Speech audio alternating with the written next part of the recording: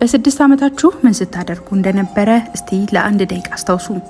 እንደ ልጅ ከመጫወት ውጪ እዚህ ግባ የሚባል ቁም ነገር ካስታወሳችሁ ከኔ ልጅነት እጅጉን የተሻላችሁ ናችሁ ማለት ነው።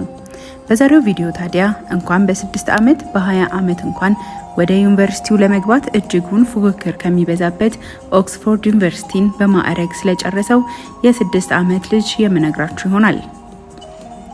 ልዩ እይታ የዩቲዩብ ቻናል የተለያዩ መረጃዎችን በተለየ እይታ ያቀርብላችኋል። ለቻናሉ አዲስ የሆናችሁ ሰብስክራይብ በማድረግ ቤተሰብ ይሁኑ።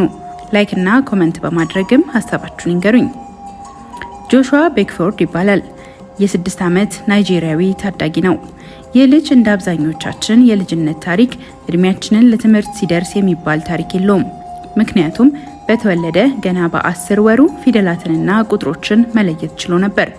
ብዙዎቻችን መሮጥ በለመድንበትና እስራስ ለመያዝ በምንለማመድበት በ2 ዓመት ተኩል እሱ ማንበብን አቀላጥፎ ችሎ ጃፓንኛና ማንደሪን የተባሉ የውጭ ቋንቋዎች እየተማረ ነበር።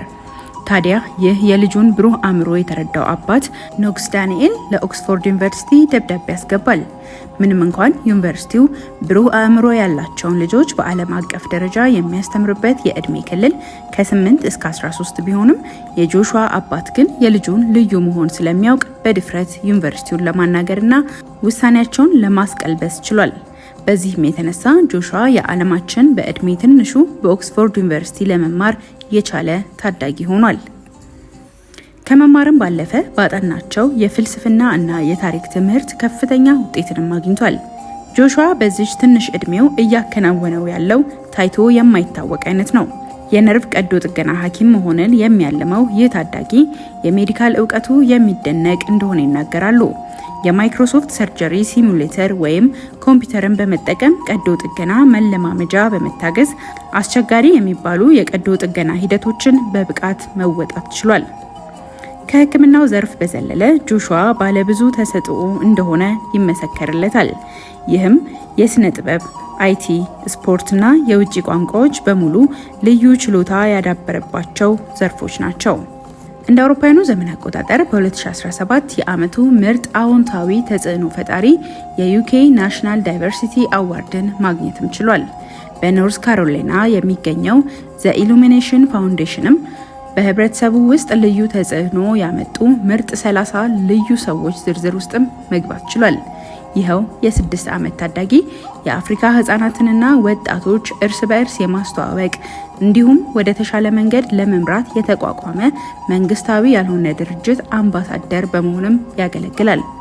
ይህንንም በ6 አገራት ማለትም በናይጄሪያ፣ ጋና፣ ኬንያ፣ ኡጋንዳ፣ ሳውዝ አፍሪካና ዩናይትድ ኪንግደም ተፈጻሚ ያደርጋል። ጆሹዋ የኦቲዝም ታካሚ እንደመሆኑ የጥቁርና አናሳ የኦቲዝም ማህበረሰብ ፊት በመሆን የግንዛቤ ማስጨበጫ ፕሮግራሞችንም ይመራል። ይህ ብቻ አይደለም።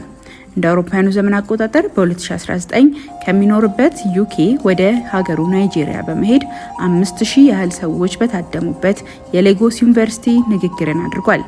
የገንዘብ ማሰባሰብ ፕሮግራም በማካሄድም በኢኮኖሚ አነስተኛ በሚባል መንደር ትምህርት ቤትን አሰርቷል። ትምህርት ቤቱም በስሙ ጆሹዋ ቤክፎርድ ኮሚኒቲ ስኩል በመባል ተሰይሟል። ይህ ሁሉ በ6 ዓመት ልጅ የተከናወነ ነው። እስቲ እናንተ በ6 ዓመታችሁ ያደረጋችሁትን የምታስታውሱትን በኮመንት ጻፉልኝ። ቪዲዮን ከወደዳችሁት ላይክ በማድረግ ይግለጹልኝ። አዲስ የሆናችሁ ደግሞ ሰብስክራይብ አድርጉ።